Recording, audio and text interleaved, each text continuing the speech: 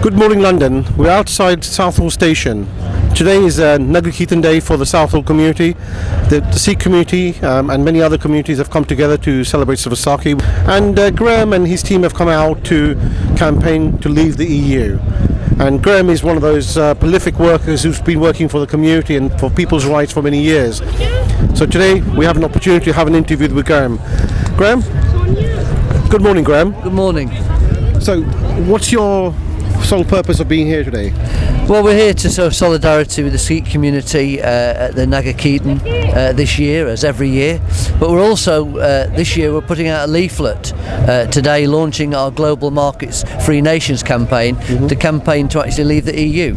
You see, that's very important. Many Commonwealth citizens or citizens that they or their parents or grandparents came from the Commonwealth are getting a raw deal from the EU. Their peoples are not allowed to come into the country without jumping over hoops, but it seems Europeans can walk in when they want, when they wish, and obviously many Commonwealth citizens are not happy with that discrimination against them.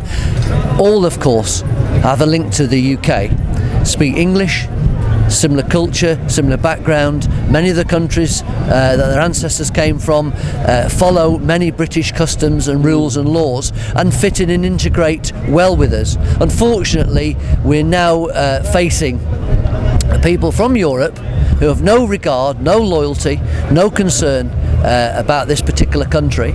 And whilst there's many people that contribute to this country, we also know those people who are not, and they're exploiting our with Europe. There are many peoples coming over in a very short space of time, which is causing major problems with housing and the house prices as a result of it. There's lots of social conflict building, and that's not good for any community. It doesn't matter who you are. So that is a bit of a problem. But the main problem with the EU isn't just that. It's the fact that we give £55 million a day to the EU. We get probably about £27 million or so back. But of course that back is decided and spent by the EU, isn't decided by the UK. And of course the UK government should be deciding where that £55 million a day is spent. As I say, at least half of it we don't get back anyway, so that's a net loss to us. And most of that money is spent on the EU bureaucracy and given to the poorer countries of the EU. That's fine if you believe that the EU is a country, but it's not a country. We are independent nations, and we believe we should stay as a free nation, as indeed should all the other countries. We shouldn't lose our identity to Europe, and that is what we're being threatened with. So economically, we believe that it's better off trading with the world and cutting our own deals. There was a life before the EU, there will be a life after the EU. We're the 5th largest economy in the world. We are powerful, we are strong. We can maintain that and we can increase that, but the EU is holding us back. Separately, of course, the EU doesn't want us to exist as an independent country. It would like us to be integrated into Europe. They wanted us as part of the Euro. Fortunately, we said no to that, and in the end, of course, the Euro has been a disaster. We weren't part of it. But of course, because we trade with the EU, because the EU is determining a lot of our trade deals, it does impact upon us. And that is a negativity, and we need to get away from that, out of the EU. Also, we believe in free nations. We believe nations should be independent. One nation that we like, as internally and externally, Switzerland, a neutral country. It's one of the highest prosperities in Europe and indeed the world. Yep. It has very little conflict. People get on. Consensus politics is the name of the day in Switzerland. We like that as a model country. And lo and behold, it's not part of the EU. We don't believe that's a coincidence. So that's the sort of country we'd like to emulate. Free and independent, safe, secure for the citizens of Switzerland. We'd like to see the same for the citizens of the UK. It's economically better for us to leave the EU, and it's also socially better for us in the long run. Probably a combination of both, but the EU of late, when the Eastern European countries joined the EU in the last few years, it meant that we had an open border, and that open border has meant that many Eastern European citizens have come to the UK. And what does that mean?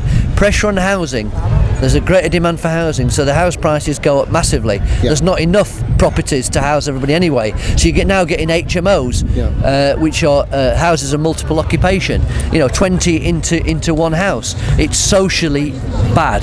It creates conflict. Also, of course, is that wages have been undermined. Wages have been pushed down because people from poorer countries in Europe are prepared to work for lower wages, and that, of course, has affected everybody's wages. So big business loves the EU because it loves cheap labour. It loves that. The fact is, the British government, through tax credits, pays benefits to UK citizens and, of course, increasingly now to European citizens, because they're not being paid proper wages. So we're subsidising big business. The EU has just made it worse. So back to your first question, is it the EU, is it not? It is the EU, and it's ourselves as well. And we need to be looking after ordinary British people. They should be paid properly by business and not have to rely on tax credits from the taxpayer, which only takes place because in London, for instance, we cannot get cheap rent, you cannot get cheap mortgages, you probably can't even get a mortgage because it's so high now. So I really feel for first-time buyers it's very, very difficult, and we will become very soon in London a rent-owning population, paying massive rent, which will be the main part of their costs, and it's unsustainable.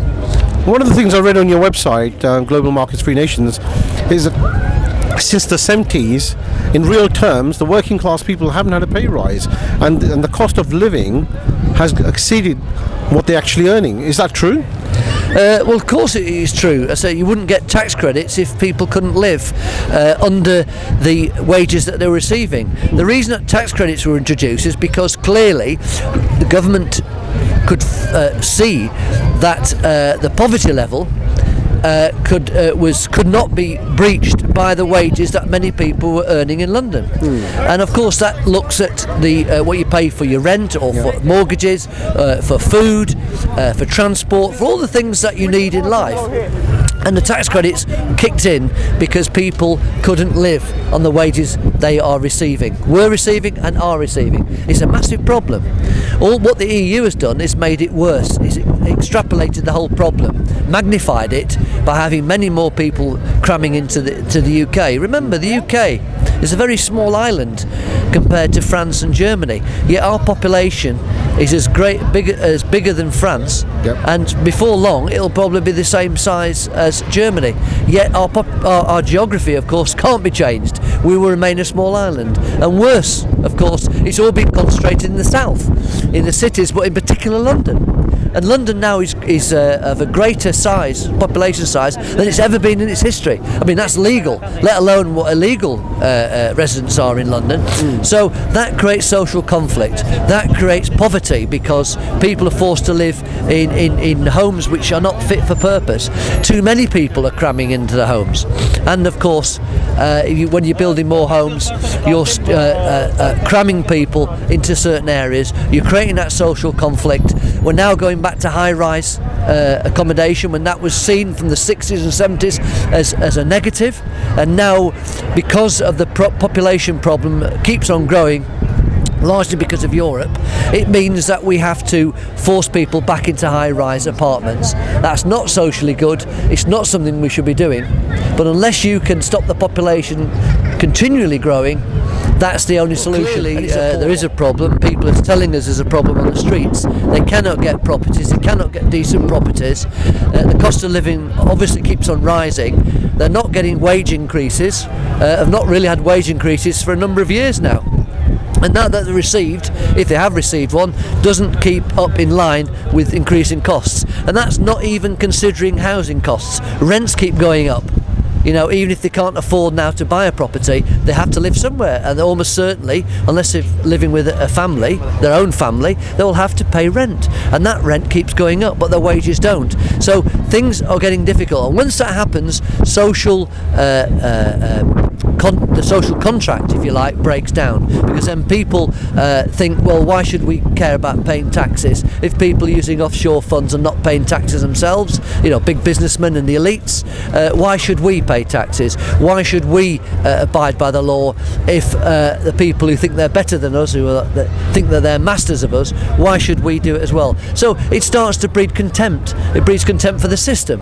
It means that people will start to find ways not to cooperate with the system, because why should they be funding it when the people on top decide that they don't need to? They'll use offshore funding, offshore accounts, not to pay taxes. So why should they as well? So the whole picture is gloomy. It doesn't look good. The inequality between the bottom and the top is massive, and it keeps on growing. So it's a problem that we need to resolve, and it seems at the moment nobody wants to resolve it. If we want more information regarding the campaign, where do we go? Well, there is a website, Global Markets Free Nations. If you type in Google globalmarketsfreenations.com, it should bring you up to the website. We're also on Facebook, Global Markets Free Nations. So if you just type that into Facebook, you should come across the group. Join the group, get involved, be active, contact us through email or through the website or through Facebook. Somebody will come back to you if you want to help out in the campaign.